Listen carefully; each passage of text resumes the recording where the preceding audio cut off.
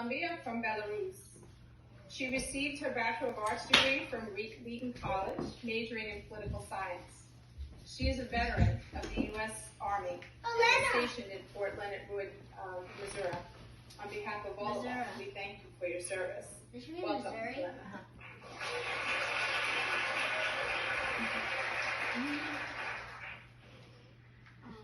She's nervous.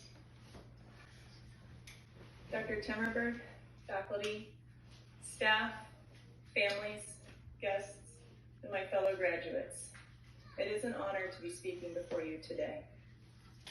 One of the beautiful things about events like this is that it gives us all the opportunity to pause and reflect on where we've come from and how we got here. For me, my story began in an orphanage in Belarus. I was born with a limb-length discrepancy and adopted by American parents who raised me in Germany. As a teenager, I had the opportunity to return to Eastern Europe and visit an orphanage in Hungary. In Hungary, I met my contemporaries, adolescents with whom I shared a similar background.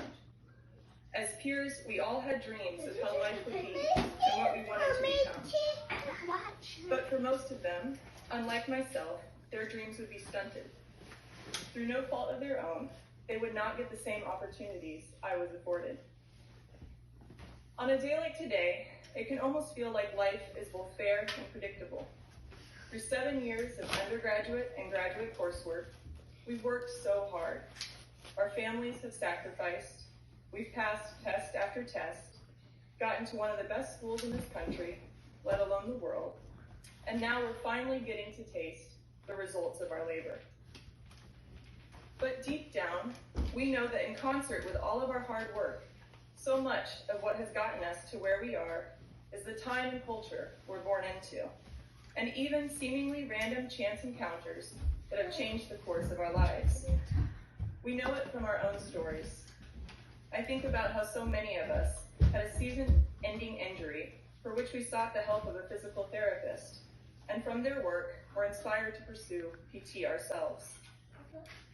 And we can bear witness to this in the patients we've met, such as the otherwise healthy baby who during birth had a meconium aspiration, the young man who was struck by a train and suffered limb loss, or the delivery worker accidentally in the wrong place at the wrong time, now recovering on the burn unit. Or in my life, the incidental moment of my two beautiful parents seeing me and choosing me on that particular day. I anticipated this. Out of a room full of equally disadvantaged children. Life just isn't fair. So where does that leave us? While I was growing up in Germany, my future husband was growing up in Kapsor, a small village nestled in the Cherangani Hills of Western Kenya. My in-laws, Colorado and California natives, have lived there for more than 25 years, providing general and plastic reconstructive surgical care for more than 1 million people, and helping orphan children access education and vocational training. In this small corner of the world, a little boy was brought up from the valley to the hospital. He had sustained horrendous burns all over his trunk and his back. Without intervention, he was destined to be yet another statistic of childhood burn mortality on the continent. Months and 4 surgeries later, his life was saved. And while the hospital has no DPT, by coincidence, a chance encounter, his admission overlapped with a visiting physical therapist from the States. Instead of being sidelined by the accident, her few weeks of work changed the trajectory of his life. And at the end of his hospital course, he was like any other 4-year-old, running, jumping, and playing with the other kids on the children's ward, restored to his family and to his village. There are 1,000 little boys like him, 1,000 little places like Kapsawar.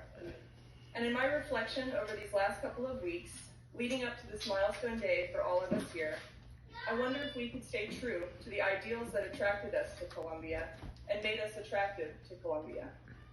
Ideals of true healthcare equity and defiant pursuit to see access, quality, and affordability equally present.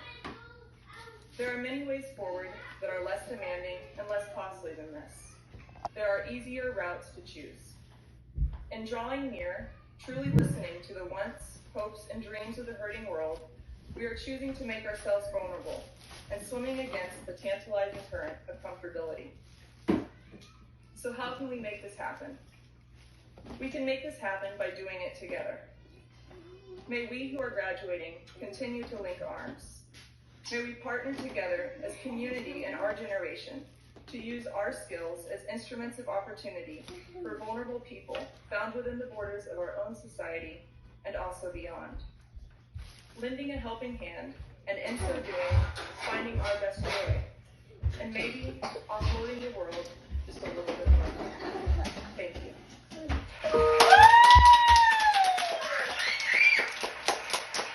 That was the best speech of the day.